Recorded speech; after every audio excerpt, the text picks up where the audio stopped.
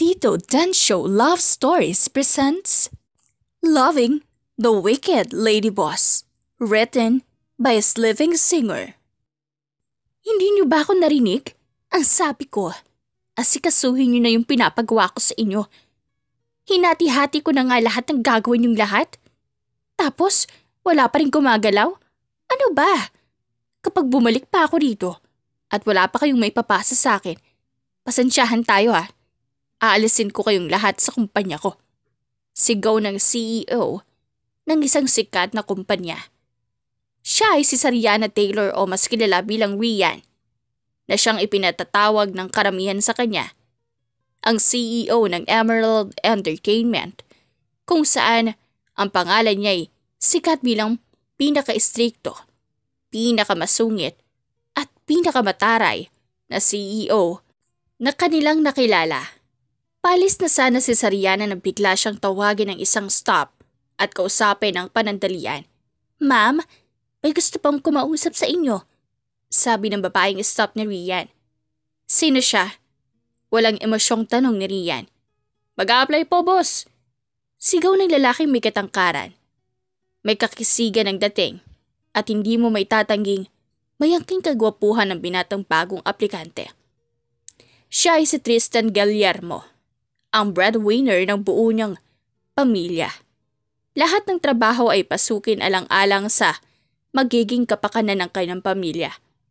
Kahit papaano naman ay nakapagtapos ng kolehiyo si Tristan, kaya hindi siya makatanggap ng pamamaliit mula sa kanyang mga tsismosang kapitbahay. Nanliit ang mga mata ni Rian. "Anong boss? Pinagsasabi mo? Ganyan mo ba ikalang may-ari ng pagtatrabuhuan mo?" "Opo. Pero okay naman po ako na mamang itatawag ko po sa inyo. Pero hindi ba po mas nakakaastig kung boss ang itatawag ko sa inyo?" "May experiences ka na ba sa papasukan mong trabaho?" Nangamot ng ulo sa Tristan. "Wala pa po eh." Pwede, sige. Kailangan ko ng sekretary, kaya maaari ka na mag-umpisa ngayon. Sana hindi ka maging kasing walang kwenta nung una naging sekretary ko." "I'll do my best, boss." "Bilisan mo, sumunod ka na sa akin." Pagkautos pa lang ni Rian, ay agad na tumalima si Tristan. Nakasunod lang ang binata sa kanya. Hindi ito humihiwalay. Na siya namang ikinairita ni Rian, kaya napahinto sa paglalakad si Rian, na siya ring paghinto ni Tristan. "Ano ba? Ang sabi ko, sumunod ka lang, hindi yung kulang na lang tumikit ka sa mismong likod ko. Punyeta naman oh." Reklamo ni Rian sabay irap niya kay Tristan. Nang matapos yon, ay padabog niyang iniwan si Tristan. Napakamot na lang sa batok si Tristan nang dahil sa inasal ng kanyang amo. "Sabi niya sundan ko siya. Nung sinundan ko, nagalit pa. Iba talaga." Singhal niya. At yun na nga ang simula ng pagtatrabaho ni Tristan bilang sekretary ni Rian. Kung ano ang iniutos ni Rian, ay siya namang sinusunod ni Tristan. Talagang ginagawa ni Tristan ang lahat para sa kanyang sweldo at sa kanyang pamilya. Laking kapos sa pera kasi si Tristan. Wala silang ibang inaasahan kundi ang panganay na anak ng kanyang mga magulang. Walang iba, kundi siya. Madiskarte at masipag si Tristan. Lahat ay kanyang papasukin para sa ikabubuhay lang ng kanyang pamilya. Pero kahit na ganoon, ay lumaking may takot sa Diyos at naging mabuting anak si Tristan. Lumaki siya sa mga pangangaral ng kanyang mga magulang. Nasa kalagitnaan ng pagtatrabaho sa Tristan nang bigla siyang tanungin ni Rian, kaya napatigil siya sa kanyang ginagawa at nilingon ang kanyang amo. "Baka mas pinili mo pang magtrabaho rito. Ang daming mapapasukang trabaho. Bakit parang wala lang sa'yo yung mga pagsusungit ko o sadyang manhid ka lang? Tanog ni Rian. Ginitian lang siya ni Tristan sabay sagot ng, sadyang mahal ko lang po talaga yung trabaho ko. Tsaka, sabi po kasi ng nanay ko, wala akong mararating kung laging emosyon kong paiiralin ko. Kaya nagpakumbaba na lang po ako. Tumango-tango si Rian. Sobrang close mo siguro sa family mo, no? Tanong nito. Ay boss, sobra po. Sobrang close po kami. Kayo po ba? Close rin po ba kayo sa mga magulang, no? Nang dahil sa itinanong ni Tristan, hindi nakasagot si Rian. Go back to your work. Utos niya kay Tristan at seryosong inasikaso ang ilang papeles na nasa kanyang mesa. Napakamot na lang ng ulo sa Tristan dahil sa mga nagiging tanong ng kanyang amo. Naguguluhan siya kung bakit gano'n na naging behavior ng amo niya nang ibalik niya ang itananong nito sa kanya. Ipinasawalang bahala na lang ni Tristan iyon at ipinagpatuloy na kanyang trabaho. Kung minsan ay inuutusan pa rin ni Rian na ikuha siya ng kape. Parang ang tingin tuloy ni Tristan na ginagawa na siyang personal assistant ng kanyang amo. Ano ba itong pinasok kong trabaho? Pag-sekretary ba talaga mga bagay na pinapagawa niya sa akin? Ay, grabe. Kung magpapalit-palit ng mood, buti na lang maganda siya. Maldita nga lang. May parang may kausap na iba si Tristan bago siya tuluyang pumasok ulit sa building kung saan siya ngayon nagtatrabaho. Pagpasok niya ay agad siyang nagtungo papunta ng office ng kanyang amo. May ibinilin kasi ang amo niya sa kanya. May pinuntahan siyang isang client na gustong ipashoot sa kanila ang mga pelikula bago at nakipag-deal siya rito. Kinausap siya ng mabuti ang client nilang iyon at ipinaliwanag niya ang mga kailangan para sa maging project na gagawin nila. Pagbalik niya sa mismong opisina ng kanyang amo, agad niyang sinabi ang mga napag-usapan nila ng kliyente nilang iyon. Boss, paset na lang daw po ng date kung kailan tayo mag-uumpisa, sabi nung kliyente natin. Ani Tristan kay Rian na kanyang amo. Siya ang papuntahin mo dito. May mga gusto rin akong sabihin sa kanya. Ano pong sasabihin niyo, boss? Patungkol sa magiging project na gagawin namin sa ilang manuscript na ipinasa ng founder sa atin. Kailangan niyang malaman ang prices ng paggawa ng isang pelikula na aanin ng maraming awards. Hindi putyo-putyo ang ginagawa ng production team. Hindi pwedeng babaratin nila tayo ng kakarampot nilang pampayad. Masyado na nilang inaabuso ng kabaitan ko. Kailangan nilang sumunod sa mga gusto ko. Dahil kung hindi, doon sila kay Troy para maranasan naman nila at mapilang pagiging low class na mga gawa ng minadali at nabayaran sa murang halaga. Singhal ni Rian. Boss, kalma. Puso niyo po. Baka mahulog sa akin. Narinig ko yun. Imposibleng mangyari yun. Hindi ako pumapatol sa gaya mo unless maipakita mong karapat-dapat ka para sa akin. Mahirap akong abutin. Di naman, boss. Alit mo nga eh. Shut up! Gusto mong mawala ng trabaho? Ayoko po. Sorry na, boss. Sorry na. Kalma lang, boss. Nagbibiro lang naman po ako. Sorry na. Ayusin mo ang trabaho mo, Tristan. Wala kang karapatan para personalin ako. Masusunod po, boss. Sorry po. Matapos ang usapang iyon, nagkaroon ng katahimikan sa pagitan ng dalawa. Parang walang may balak na magsalita sa kanilang dalawa.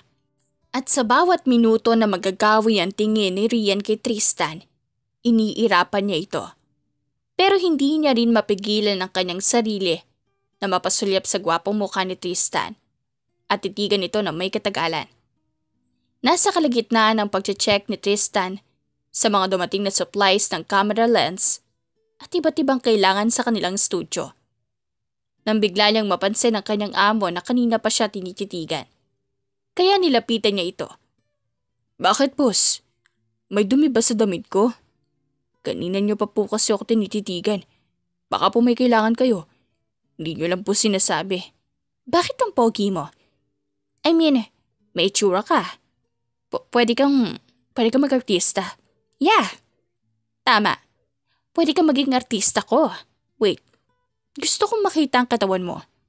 Pumunta ka ng office ko. I'll check if you're qualified being the next famous model. Ayoko, boss. Bakit naman ayaw mo? Ayaw mo bang mas madagdagan pa yung kinikita mo sa pagiging sekretary po? Di naman po sa ganun. Ayoko po kasi nahihiya po ako. You'll attend into a workshop naman.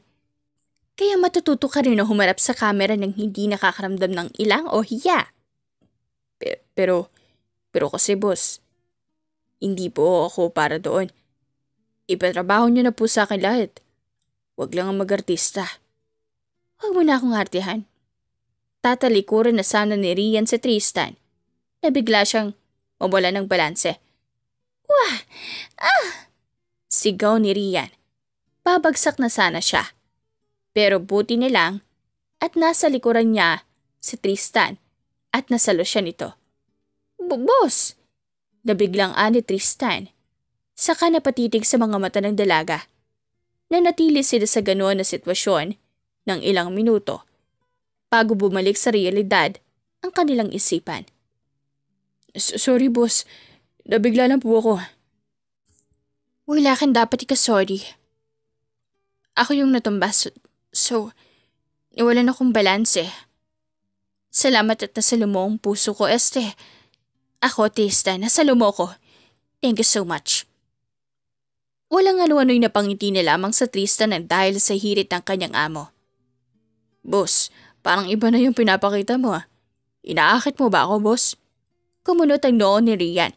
Anong inaakit? Baka ikaw. Ginagayuma mo ako. Kaya tingnan mo, napapatitig na ako sa'yo minsan. Minsan ba talaga o madalas? O baka naman palagi mo akong tinititigan at ninanakawan ng tingin. Boss ah, amo kita at sekretary mo lang ako. Bakit kasi laging nagpapapogi sa akin? Nagpapapogi? Ako? Hindi ah. Hindi nga ako marunong mag-ayos ng sarili ko tapos sasabihin niyo na nagpapapogi ako sa inyo. Parang imposible naman po yata yan. Wala naman po akong ibang intensyon. Hindi. Ang totoo, ginagayuma mo talaga ako. Boss, di kita ginagayuma. Sadyang in love ka lang siguro sa akin. Sa ngayon, lilipas rin yan, boss. Ang hangin mo rin pala, no? Hindi naman, boss. Nagsasabi lang ako ng totoo. So nagpapaka-honest ka lang? Oo, boss. Para mapatunayan kung karapat-dapat akong pagkatiwalaan. Hindi mo makukuha ang tiwala ko ng ganun lang kadali. Ha? Paano ko makukuha ang tiwala niyo, boss? Di ko naman po ugaling magsinungaling. Paano? Paano nga ba? Alam ko na. Be my personal assistant. Titiplihin ko ang magiging sweldo mo kapag nagawa mo ng maayos ang lahat ng sasabihin ko. Boss, sa tingin nyo, hindi nyo pa ba ako ginagawang PA nyo? Hindi naman pang sekretary yung ibang pinapagawa nyo sa akin kung minsan eh. Nagre-reklamo ka na ba? Di naman po sa ganun. Ang sa akin lang, sana sinabi nyo sa akin na pang sekretary lang yung trabaho ko. Di naman ako aware na pati ibang gawain ng isang PA ay pinapagawa mo sa akin. Ganun? Gusto mo bang mawala ng trabaho? Boss, wag naman ganyan. Sige ka, kapag inalis mo ko, wala ka nagwapong sekretary. Hindi ka na makakahanap ng kasing gwapo ko, boss. Ang yapang na, ang hangin pa. Iba ka rin Ako pa ang kinokonsensya mo ngayon. Samantalang ikaw, sinasagot-sagot mo lang ako. Mahal ko ang trabaho ko, boss. Sige po. Kung anong gusto niyong ipagawa, gagawin ko. Basta, wag niyo lang po ako tanggalin sa trabaho ko. Humahalikip-kip si Rian. Sige, kahit ano? Opo, boss. Kahit ano po. Basta, kaya kong gagawin ko po. Naningkit ang mga mata ni Rian na tumitik kay Tristan. Sabay baba ng tingin nito sa katawan ng binata. Take off your clothes. Pero kung ayaw mo, hindi naman kita pipilitin. Titingnan ko lang kung qualify ba ang katawan mo para sa categories ko kapag naghahanap ako na magiging model na Isasuggest ko sa mga may-ari ng kumpanya, sa mga kaibigan kong may-ari ng iba't ibang produkto. Sige po. Kinakabahang tugon ni Tristan.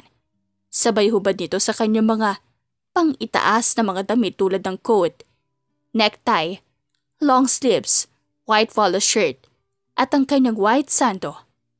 Sa kahinayaan lapitan siya ng kanyang amo habang tinititigan ang buo niyang katawan. Naniningkit ang mga mata nito na para bang sinusuri niya ang hibog ng katawan ni Tristan. Okay, nice body. Pwedeng-pwede. Lalo na't maputi matangkad ka pa. Now, you can put clothes on. Thank you, Tristan. Thank you po. Thank you rin po sa opportunity, boss. Nang matapos ang usapan nilang iyon, dali-daling nagbihis si Tristan at pinagpatuloy ang kanyang pagtatrabaho bilang sekretary ni Rian. Mamaya may meeting tayo with the production team. Samahan mo na rin akong mag-lunch mamaya. Gusto mo ba? Ani Rian kay Tristan. Po? Nakakahiya naman, boss. Huwag na lang po, boss. Kayo na lang po. Sumama ka na.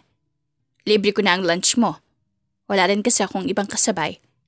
Ayokong kasabay yung ibang intern. Mga tamad sila sa buhay. Ayokong mahaluan ng bad vibes sa bawat araw ko kaso hindi ko maiwasan ng dahil sa mga walang kwentang employees ko. Buti na lang, hindi katulad nila. Putol ni Rian sa sinasabi ni Tristan. Napabuntong hininga na lamang si Tristan. Hindi rin naman po sila perfect tulad ko. Boss, nagkakamali rin naman po ako.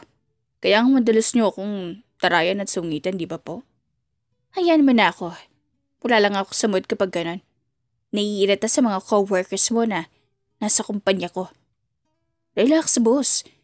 Tao rin po sila. Hayaan nyo na lang po. Ano? Hayaan? Paano ko hahayaan yun? Hayaan kong bumagsak ang kumpanya ko nang dahil sa mga katangan nila? No way. Hindi ako papayag na ganun na mangyari sa negosyo ko. Kung kailangan palitan, papalitan. Hindi po ba pwedeng bigyan sila ng second chance? Second chance? Tapos uulitin na naman nila? Huwag na lang. Mapang-ubuso ang ilan. Kaya hindi na ako pumapayag sa mga pinagkagagawa nila sa loob ng kumpanya ko. Kung tatamad-tamad sila at hindi nilalagyan ng effort sa mga gagawa nila, mas mabuting alisin na lang sila at lumayas na sa kumpanya ko. Hindi ako tanga para tanggapin ang mga employees na walang ibang ginawa kundi magpahinga ng magpahinga o kumain ng kumain sa oras ng trabaho. Hindi ko nga alam kung bakit hanggang ngayon hindi sila sumusunod sa akin eh.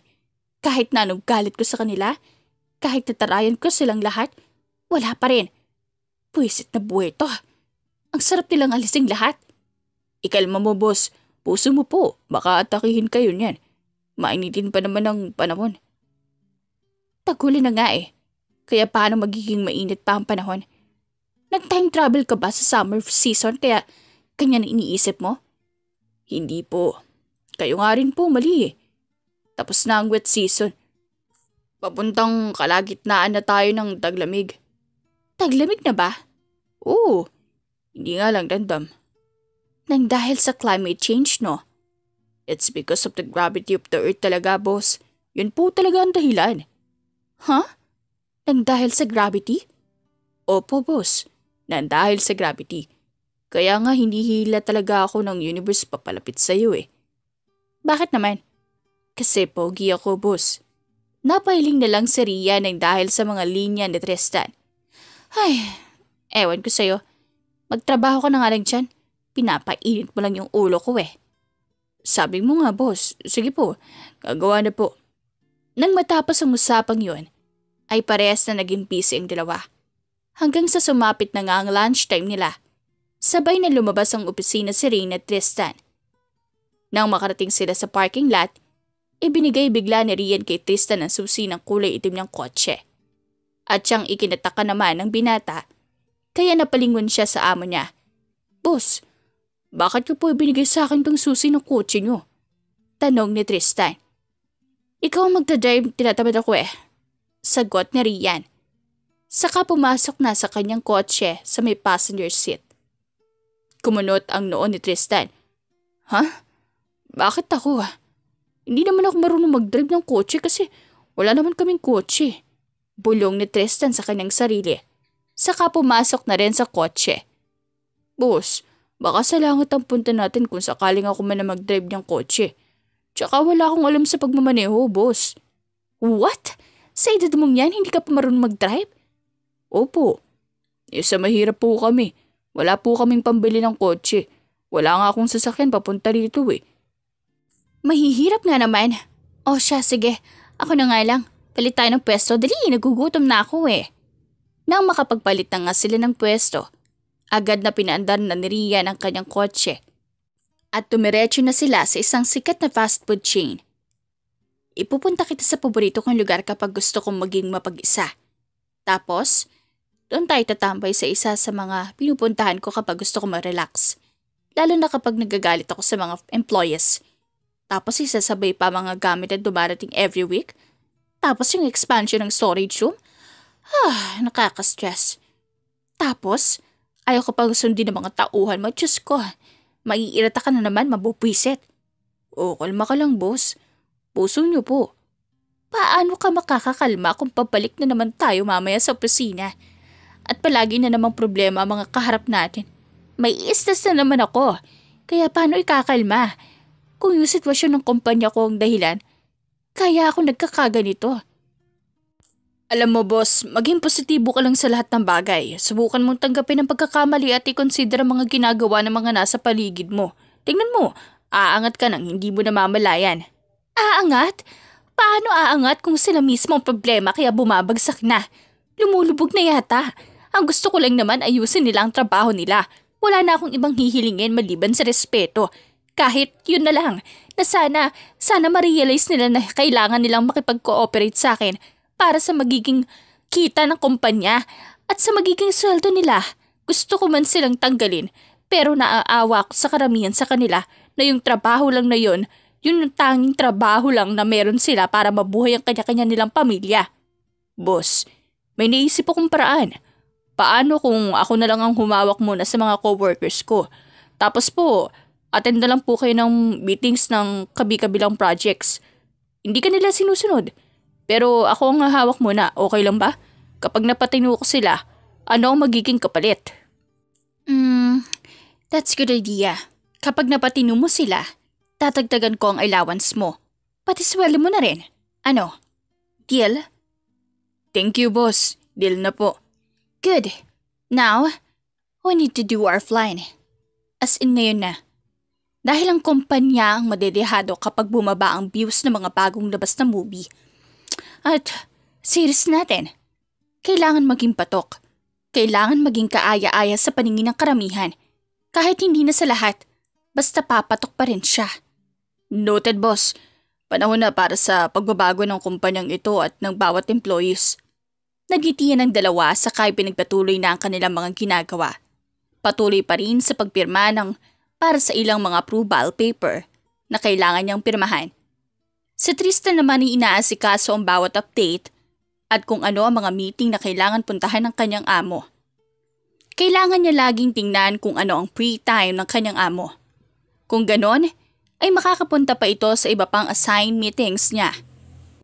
Wala silang kailangan dapat na sayanging oras dahil may mga goals silang kailangan maabot para sa pag-grow ng kanilang ginagawa bilang kanilang trabaho. Ay, nakakapagod. Reklamo ni Rian sabay nag-unat-unat sa kanyang swivel chair. Nakakahilo pala, boss, no? Dami mong nakapilang meetings. Hindi lang 5, boss. Lakas mo talaga makahingi ng tulong sa mga ibang kumpanya. Ani Tristan naman habang nakangiti. Ganyan talaga kasi kung hindi ko dadaanin sa diskarte, hindi tayo uunlad. Hindi makikilala ang kumpanya ko. Hindi makikilala mga series natin at mga movies. Gusto niyo ba yun? Siyempre hindi, boss. Gusto kong makilala yung mga pelikula na production team mismo natin ang gumagawa. Kaya pagbutihin mo ang trabaho mo, kailangan mo magpabago ang mga employees dito. Dahil kung hindi, sasabay ka sa kanilang uuwi.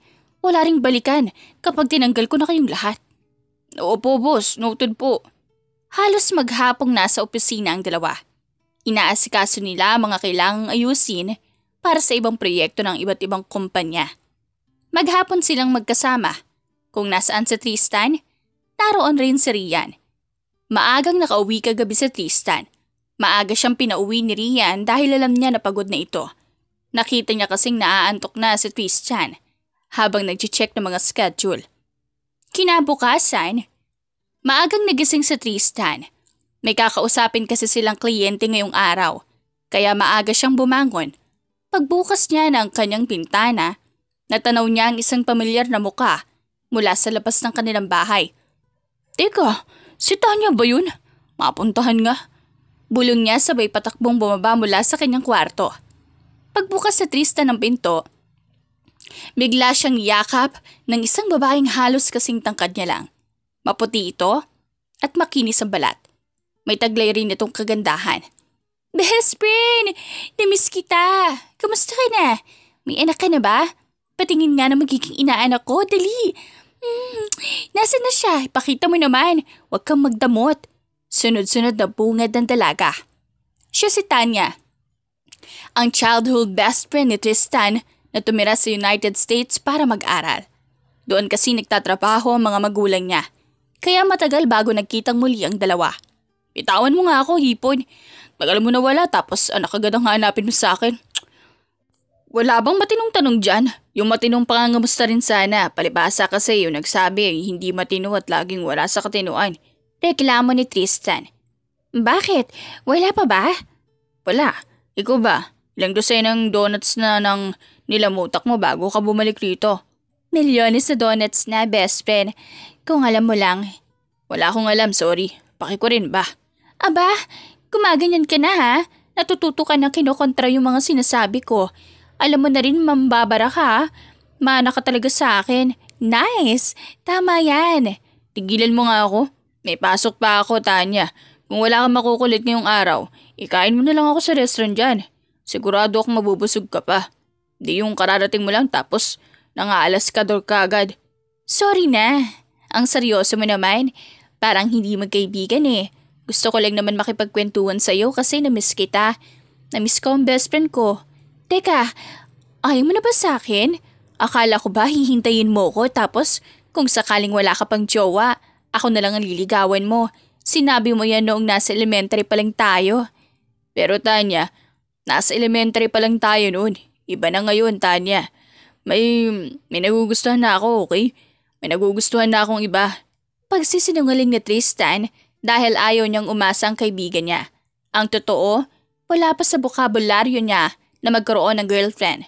Dahil ang inuuna niya ay ang kinabukasan ng buong pamilya niya. Pera muna ang prioridad niya sa ngayon. Okay, sabi mo eh. Pinaalala ko lang naman, tsaka ayoko sa'yo no? Ayoko magkaroon ng karelasyon na mukhang langaw. Yak! Makayak naman to. Akala mo mabango. Ikaw nga may pusali eh. Aba! Grabe ka na talaga. Nagsasabi lang naman ako ng totoo eh. Grabe na ang bibig mo ha. Halika nga, payakap ako sa liig. Hanggang maging violet ka. Ginikigil mo ako.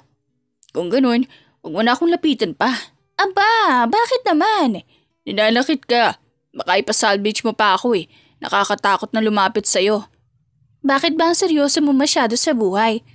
Hindi ka pa ba minamahal pabalik? Hays. Marami akong pinoproblema, okay? Kaya hindi ko magawang tumawa ngayon. Ang seryoso mo, Tristan. Teka, nasan ba si tita? Namiss ko yung tiyemporado niyan, sobrang paborito ko. Tulog ba si mama? Mamaya pa bababa yun kasama si papa. Bakit ang aga mo nga pala ngayon? Sa pagkakaalam ko kasi, kapag bumabangon ka sa umaga, mga bandang 9:30 ka nagigising, bakit nag-iba naman na yata ang routine ng katawan mo? May trabaho na kasi ako at sobrang daming kailangan ayusin. Kaya inagahan ko kaso tubadin ka. Ayoko namang magmukhang bastos at hindi ka patuloy yun sa loob ng bahay. Nakakaya naman kasi sa amoy imburnal na gaya mo. Aba, inaasar mo na naman ako. Tapos kapag ikaw ang inasar, nagiging seryoso mukha mo. Sarpo sa pakin, ang hirap na sabayan ng mga trip ko sa buhay. Ang trip ko sa buhay ay lumayos ka na muna at papasok na ako sa trabaho. Mamaya ka na lang pumunta ulit kapag nakababa na sila mama. Paalis na sana si Tanya nang biglang tawagin siya ng ina nakabababa lang pala mula sa kwarto. Tanya, ikaw na ba yan? Bungad ng ina ni Tristan, kaya napalingon ang dalawa sa bandang hagdan. Tita! Tugon ni Tanya, sabay patakbong niyakap ang ina ni Tristan. Kumunot ang noo ni Tristan at napakamot na lang ang ulo. Ay, ewan ko sa inyo, bahala na nga kayo dyan, papasok pa ako ng trabaho. Padabog na umalis doon sa Tristan at nagtungo ng kusina para magluto ng umagahan. Nagprito lang ng 2 itlog at kumuha ng isang pares ng loaf bread sa Tristan, saka nilagyan ng mayonnaise na may ketchup ang kanyang sandwich na ginagawa at iyon ay kinain niya na kanya ngayong umagahan. Kumuha na rin siya ng isang basong gatas at ininom niya iyon. Nang matapos na siyang kumain, agad siyang nagtungo sa kanyang kwarto para kumuha ng kanyang pagbihisan. Nagtungo siya ng banyo at naligo na. Nang matapos na siya, agad na siyang nagbihis at lumabas na agad ng kanyang silid. Natanaw ni Tristan na naroon pa rin ang kaibigan niyang si Tanya at kausap niya ang kanyang mga magulang sa sala. Ma, pa, papasok na po akong trabaho. Pagpapaalam ni Tristan sa mga magulang niya bago siya tuluyang nakababa ng hagdan mula sa kanyang kwarto. Oh, sige, mag-iingat ka anak, tugon ng kanyang ina. Tumingin siya sa gawi ng kaibigan niyang sabay-sabing, "Maganda yung amo ko. Hayaan mo at papasyal kita sa pagtatrabahuan ko. Pasensya na, busy talaga ako eh." "Okay lang best friend. Ang mahalaga nagkita na ulit tayo at makakasama ko na ulit sila tito at tita." Nakangiting tugon ni Tanya. "Salamat sa pag-unawa best friend.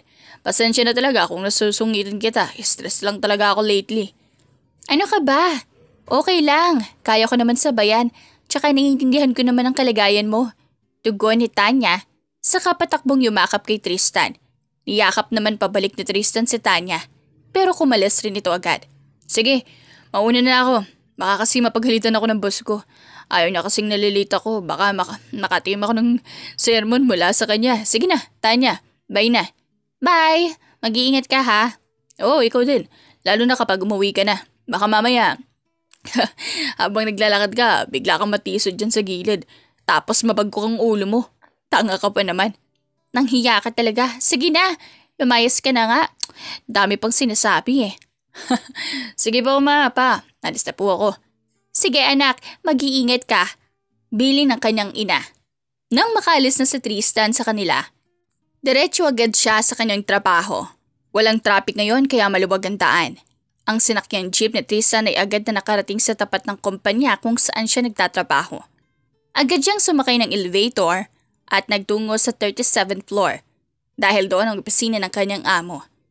Nang makarating siya roon, pumasok siya agad sa opisina ng kanyang amo. Nadatnan niyang nakapikit lang ang kanyang amo at ito ay nasa swivel chair habang nakahalukip-kip. "Baka natutulog lang si boss," bulong niya. Dahan-dahan pa sana siyang pupunta sa pwesto niya na di laging nasa tabi ng boss niya nang biglang, "Hindi ako natutulog. Pinapahinga ko lang yung mga mata ko," sabi ng kanyang amo, kaya napatitig sa Tristan kay Rian. "Bakit po napagod? Ano pong ginawa niyo?" "Nagbasa ako ng mga reports. Kung ilan na rin ba ang progress ng likes sa official friends book. Kung may mababago ba o wala." "Ay, medyo matagal po ba na nakababad yung paningin niyo sa monitor?" "Oo, may katagalan naman, kaya medyo nananakit yung mga mata ko." Sige po boss, magtatrabaho na po ako." "Ang aga mo yata." "Ayoko pong mali, tsaka may meeting po tayo kasama si Mr. Glipward, yung may-ari po ng Glitch Film Corporation. Sa atin daw po nila ipapapilm ang next project nila. Gusto niyo po tayo makausap." "Maya-maya tayo pumunta. Ipapagawa pa ako sa'yo." "Try to call Mr. Porter. Tell him that we need some artist. Masyadong marami yung mga characters na nasa script na ipinasa nila sa atin." "Noted boss." Agad na sinunod ni Tristan ang sinabi ni Rian. Tinawagan niya ang sinasabing tao at kinausap ito. Agad namang tumugon ng taong iyon, saka pinatay na ang tawag. "Okay daw po boss. Pahintay na lang daw po ng mga ibang magiging cast na ipapadala niya rito." Ani Tristan sa kanyang amo. "Anong oras yung meeting natin together with Mr. Clifford?" Tanong ni Rian. "Mamayang 8 AM po. Maluwag po ang daan ngayon, baka maaga po tayo makakarating doon." Sagot naman ni Tristan. Idinilat na ni Rian ang kanyang mga mata at tumingin sa gawin ni Tristan. Sige. What about doon kay Miss Regalo? Kailan siya available? Sinabi niya po sa akin na sa Tuesday daw po siya makaka-attend ng meeting. Tsaka sa ngayon po, nagpasa po ng suggestion ng ilang intern sa inyo. Kinausap ko na sila. Itinuro ko na sa kanila ang mga dapat nilang gawin at baguhin. Para hindi mo na sila pagalitan pa, boss. Kawawa naman sila, nakakababa kayo ng self-confidence ang palaging napapagalitan. Wala naman akong pakialam kung masaktan man sila. Ganyan na lang ba palagi, boss? Hindi na ba lalambot ang puso mo para sa mga taong handang gawin ang lahat para makatulong lang? Maswerte nga kayo na hindi sila nagtatanim ng sama ng loob. Yung ibang ganyan, pinapatay na nila ang amo nila nang dahil sa kalupitan ng mismong amo.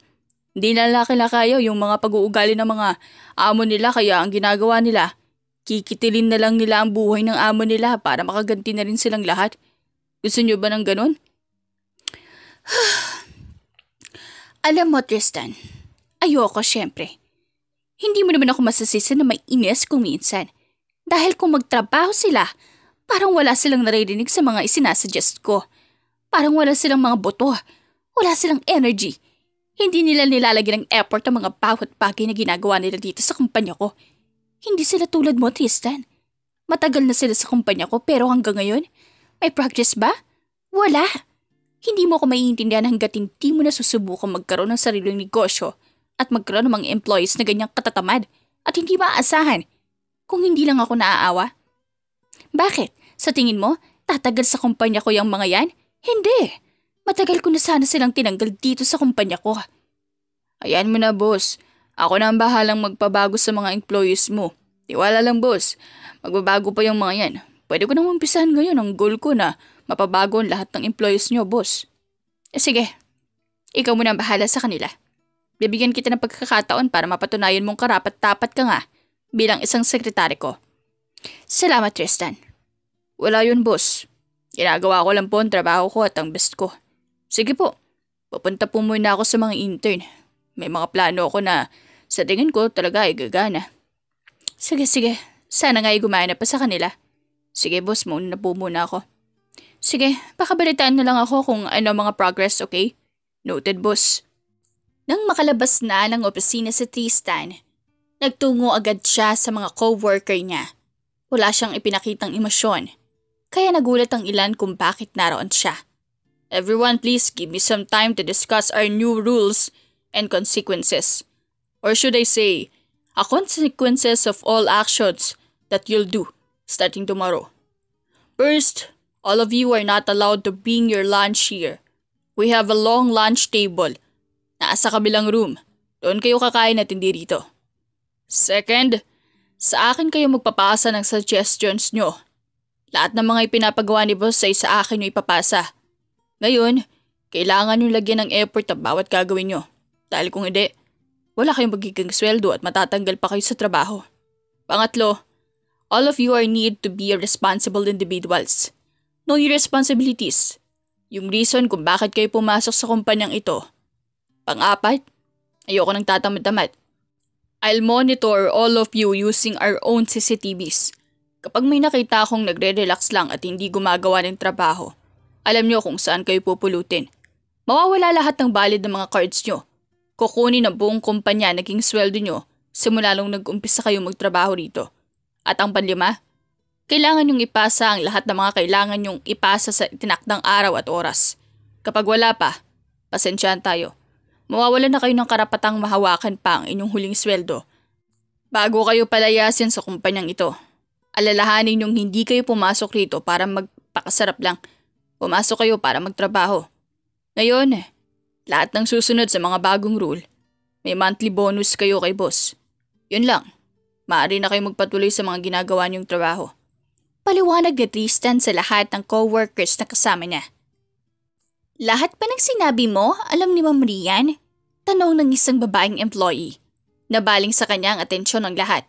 Oh, we signed an agreement na kung hindi mabago ang inyong mga ginagawa, lahat kayo mawawalan ng trabaho at hindi na kayo makakapag-apply pa sa ibang kumpanya na dahil sa magiging backgrounds nyo mula rito. Sagot ni Tristan. Sa mga ayaw sumunod, Pwede na kayong mag-resign. Hindi naman namin kailangan ng tamad na gaya nyo. Tugtong pa ni Tristan. Kumuha ng bakanting upuan sa Tristan at umupo sa harapan ng mga employee. Tinitingnan niya kung susunod ang lahat ng ka-workers niya na kasama niya. At ang himala nga ay nangyari. Lahat sila ay gumalaw at walang nakitang tutulog-tulog ng mga employee. Saktong lalabas naman si Rian mula sa kanyang opisina. Humanga siya nang dahil sa nakita niya. Nakita niya ang matagal na niyang hinahangad na mangyari. Nilapitan ni Rian si Tristan sabay sabing, "Paano mo sila napasunod?" Tanong niya. Ngumisi lamang si Tristan sabay sabing, "Just trust me, boss. Ako ang bahala sa kanilang lahat." Sagot naman niya, "Sana magtuloy-tuloy na maging ganyan na sila para hindi na ako ma-stress. Ang dali ko tuloy tumanda ng dahil sa lagi akong nai-stress ng dahil sa kanila." "Boss, ako na ang bahala mag-check ng mga ipapasa nilang suggestions at mga edit, pati sa reports bawat social media platforms. And about the ratings, ako na po ang bahala. Ipapasa ko lang po sa inyo para ma-check nyo. Paig po ba kayo?" "Oo naman. Basta, ikakabuti ng kumpanya at pagpapalakad dito. Walang dahilan para tumanggi ako." "Thank you sa tiwala, boss. Wala yun basta tungkol sa kumpanya. Walang dahilan para pagdudahin kita. Lalo na't nakikita ko na ang resulta ng pagtulong mo sa akin at sa pagpapatuloy mong karapat-dapat ka nga talagang maging sekretary ko. Tsaka, alam ko namang mahal mo ang trabaho mo kaya laking pasasalamat ko at ikaw naging sekretary ko, Tristan." "Wala yun, boss. Sabi ko nga po, ginagawa ko lang po ang trabaho ko." Tugon ni Tristan sabay ngiti sa kanyang amo. Maghapon silang nakabantay sa mga employee.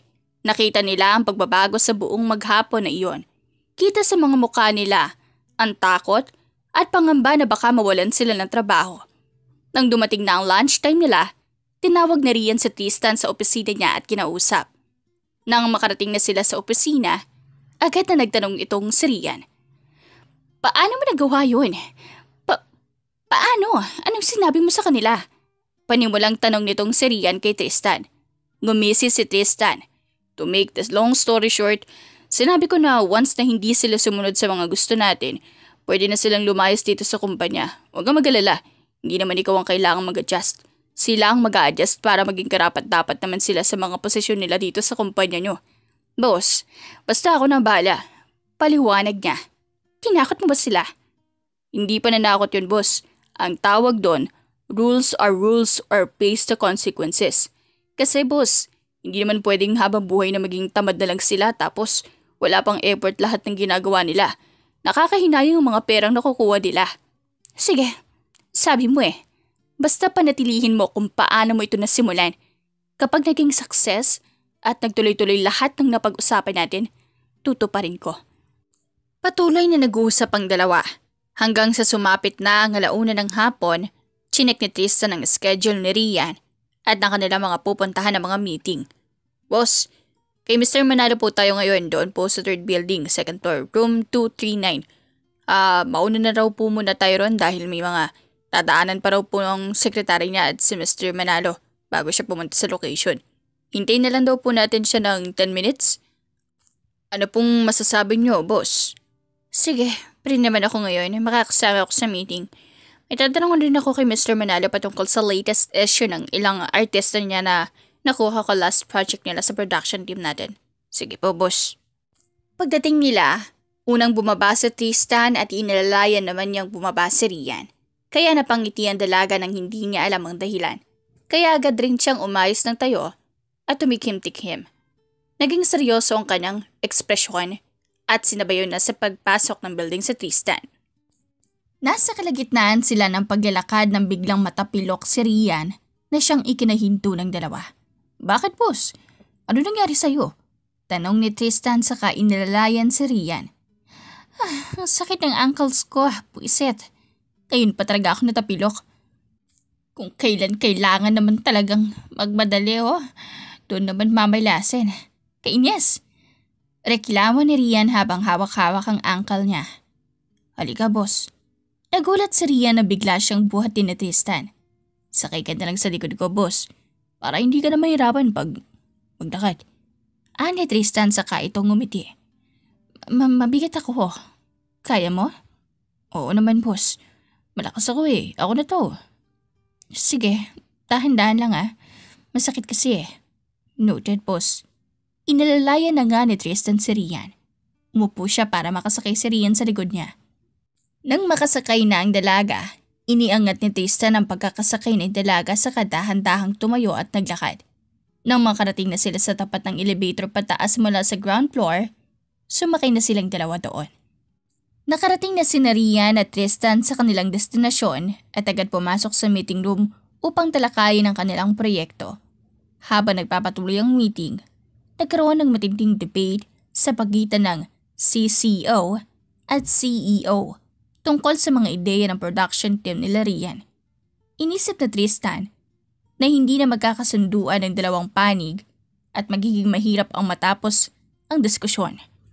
Matapos ang meeting habang papunta sa opisina, nagbigay ng opinyon si Tristan tungkol sa nangyaring debate. Boss, nagmamagaling lang yung CCO kanina. Okay naman yung ideas natin Reklamo ni Tristan. Agad naman sumang-ayon si Rian at nagbahagi ng kanyang saloobin. Buti kung may naging ambag sila sa project. Nang magtuloy-tuloy ang kanilang pag-uusap, nag-request si Tristan kay Rian na ihatid siya pa uwi dahil wala na siyang masasakyan. Habang nag-uusap, napansin ni Rian na may lihim na paghanga kay Tristan. Hindi niya ito kayang aminin dahil siya ang amo at sekretarya niya ang hinahangaan. Pasalamat ka at pogi ka. Biro ni Rian sa kanya. Ngunit nagulat si Tristan at nagtanong, Boss, may sinasabi ka ba? Hindi napigilan ni Rian ang kanyang nararamdaman at agad binawi ang sinabi. Wala, guni-guni mo lang yon. Habang patuloy ang kanilang pag-uusap, biglang niyakap ni Tristan si Rian at nagpasalamat. Thank you talaga, boss. Kaya gustong-gusto kita Naguluhan si Rian, ngunit pinili niyang magpatawa at magpatuloy sa kwentuhan. Nagkwento si Rian tungkol sa mga dahilan kung bakit siya naging CEO ng production company. At inamin na hindi siya malapit sa kanyang mga magulang dahil lumaki siya kasama si Yaya Yoli. Sinabi ni Tristan na pwede niyang ituring na ina si mama niya bilang pagpapakita ng malasakit. Sa huli nagtapos ang kanilang usapan sa isang nakakatuwang biruan. Tinanong ni Rian kung bakit siya nahulog kay Tristan at nagtanong siya kung maaari itong dahil sa pagmamahal. Sagot ni Tristan, I think you're in love. At nagpasaya sa sitwasyon. Kaya nagtapos ito sa isang masaya at magaan na tono kung saan nagkulitan sila sa isa't isa. Nang magkasama sila Rian at Tristan, muling nagkabanggaan ang kanilang mga personalidad habang binabagtas nila ang daan. Nagbiro si Tristan na nagpasama ng birada kay Rian, kaya't hindi nakapagpigil si Rian at pinalo siya. Ayoko naiinis mo ako Lalo na kapag alam mong wala ako sa mood, maliwanag? Sabi ni Rian. Kaya tumingi ng tawad sa Tristan at nagsimula magpakumbaba. Pagdating nila sa opisina, nagsimula silang mag-ayos ng mga requirements para sa kanilang proyekto. At pagkatapos ng trabaho, nagdesisyon si Tristan na umuwi at ipakilala si Rian sa kanyang mga magulang. Pumunta sila sa bahay ni Tristan at ipinasikat ni Tristan si Rian bilang kanyang amo. Si Miss Rian po pala. Siya po yung amo ko. Ani Tristan. Tinanggap naman ni Rian ang kanilang pagtanggap at nagbigay ng magagandang salita tungkol sa pagpapalaki kay Tristan. Ipinakita ni mama ni Tristan ang malasakit sa kanilang pamilya. Kung hindi nila kayang ibigay ang atensyon at pagmamahal na kailangan ng kanilang anak, handa kaming maging pangalawang magulang mo, nak.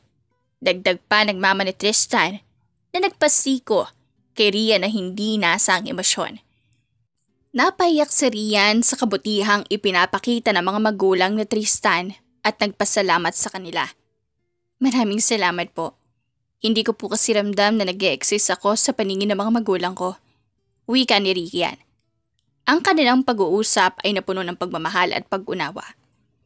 Na nagbigay kay Rian ng nararamdamang pagmamahal mula sa isang tunay na pamilya. Hindi rin nakaligtas sa usapan ang nakakatuwang biro ni Tristan na may paghanga siya kay Rian. Kaya't nagpasikat siya ng kanyang nararamdaman. Kaya hindi tayo pwedeng maging magkapatid, boss. Ayoko maging kapatid ka lang. Sabi ni Tristan na ikinagulat ni Rian. Nang marinig ni Tristan ang mga magulang niyang nagsabi ng mga magagandang salita. Sinimulan nilang magbiro tungkol sa kanilang relasyon. Oo nga, kung parehas lang din naman kayo ng nararamdaman, mas mabuting makilala niyo muna ng lubos ang bawat isa. Saad ng ina ni Tristan. Malaya kang makasama kami hanggang gusto mo, nak. Nandito lang kami, handa kaming suportahan ka sa lahat. Sabi ng ama ni Tristan, na nagpatuloy sa pagtulong kay Rian na maranasan ang pagmamahal ng mga magulang na hindi pa niya naranasan dati. Lumipas ang 3 taon, naging malapit si Rian sa pamilya ni Tristan. Ngunit sa kabila ng kanilang magandang samahan, magkasunod pa rin ang kanilang mga asaran. Kadalasan, si Tristan na nagiging mapang-asar kay Rian, habang ang ama ni Tristan naman ang nagiging referee ng kanilang mga biro. Minsan tinitira ni Tristan si Rian sa kanyang itsura, at si Rian naman ay hindi nagpatalo. Kasama nila sa mga tawa ang ina ni Tristan na tinutulungan pa siya sa pagpapatawa. Hindi lang mga biro ang kanilang pinagtatalunan. Minsan ay nagsusubukan pa silang magtampuhan. Ngunit sa huli, mas malakas pa rin ang kanilang samahan kaysa sa anumang asaran. Isang araw naging opisyal na nga ang relasyon ni Rian at Tristan. At hindi rin nagtagal, nalaman ito ng mga magulang ni Rian. Sa kabila ng lahat, naging mas magaan na ang kanilang buhay dahil sa tulong ni Tristan sa pagpapalago ng negosyo ng pamilya ni Rian. Ngunit sa kabila ng lahat ng tagumpay, dumating ang araw na nahirapan si Rian sa pakikisalamuha sa kanyang mga magulang dahil sa kanilang kawalan ng malasakit at atensyon. Ipinakilala ni Rian si Tristan sa kanyang mga magulang at sinabi niya na sila ang tumayong magulang sa kanya noong siya'y nangangailangan ng pagmamahal at pangunawa. Ipinahayag ni Rian na hindi niya na kaya magpatuloy sa relasyon kung hindi tatanggapin ni Tristan at ang kanyang pamilya. Nang harapin ni Rian ang kanyang mga magulang, sinabi niya na hindi na niya kaya magpatuloy sa isang buhay na puno ng kalungkutan at hindi pagkakaintindihan. Kung ayaw niyo sa mga tao nagtrato sa akin ng tama at nagmahal sa akin, mas mabuting kalimutan niyo na lang na may anak kayo. Wika ni Rian na may kalungkutan sa boses. Nagulat ang mga magulang ni Tristan na makita nilang magkasama ang kanilang anak at mga magulang ni Rian si Tristan. Hindi rin may iwasang magtanong kung magkakakilala na nga ba ang kanyang mga magulang at si Rian. Ngumiti si Tristan sabay sabing, "Oo, matagal na kami magkakakilala ng mga magulang mo, love. Sila ang mga tumulong sa akin na magkaroon ng negosyo. Sila ang nagturo sa akin kung paano humawak ng negosyo para daw sa future, di na tayo mahihirapan pa. Para maging handa na raw tayo financially kung sa future at maisipan na natin na magpakasal at bumuo ng sarili nating pamilya. Tsaka, nandito sila para makipagkayo sa nag-iisa nilang anak, sa nag-iisa nilang prinsesa. Kaya boss, pwede po bang bigyan mo sila ng pangalawang pagkakataon para magbago at ipakita sa'yo na mahal ka nila? Don't worry, love. Aware na sila sa nangyayari sa'yo at sa mga nararamdaman mo sa tuwing hindi mo sila mahagilap at makapiling kahit isang segundo man lang. Kaya sana, love, mapatawad mo ang mga magulang mo para mabawasan na rin ang bigat na nararamdaman mo dyan sa puso mo. Alam kong hindi madali dahil alam ko ang pakiramdam na may hinanakit ng matagal doon sa taong yun." Paliwanag ni Tristan. Bumaling ng atensyon si Rian at walang ano-ano yumakap siya sa mga magulang niya, habang ang mga luha niyang nagsisiunahang tumulo mula sa mapupungay niyang mga mata. Niyakap siya ng mahigpit ng kanyang mga magulang. Sila'y nagkaayos at nagkapatawaran. Ang dating Rian ay nagbago. Naging mapagmahal na kasintahan at naging mabuting anak siya. Naging maayos na rin ang pakikitungo niya sa kanyang mga employee. Ganon rin sa pakikitungo niya sa ibang tao. Naging maayos ang naging relasyon ng dalawa. Hanggang sa hindi naglaon, nagpakasal sila at nagkaroon ng 2 anak. Simula noon, naging maunawain na asawa na si Rian at naging mapagmahal. Malaki ang naging pinagbago niya simula nung makilala niya si Tristan. At iyon ang ikinapapasalamat niya. Wakas! If you like the story, please like and subscribe for more wonderful stories. Paalam!